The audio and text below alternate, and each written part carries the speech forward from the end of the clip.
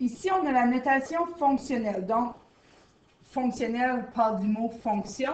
Donc, c'est une notation qui indique la variable indépendante entre parenthèses. Donc, c'est la variable dépendante dépend justement de cette variable indépendante qui va être inscrite en parenthèse. Des fois, on l'écrit, des fois, on ne l'écrit pas.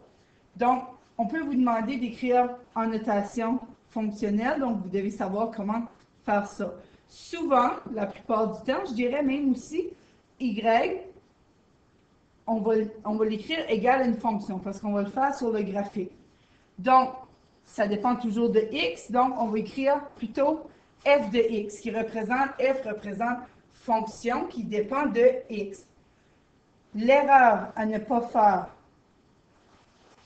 ici, on n'indique pas que F est multiplié par X. On dit seulement que F dépend de X. Donc, erreur à ne pas commettre. Donc, ici, l'exemple. Donc, on vient de dire qu'on doit écrire en parenthèse notre variable indépendante. Donc, ici, le n. Parce que le c ici dépend du n. Dans ce cas ici, on n'a pas de contexte. Qu'est-ce qui est c, qu'est-ce qui est n?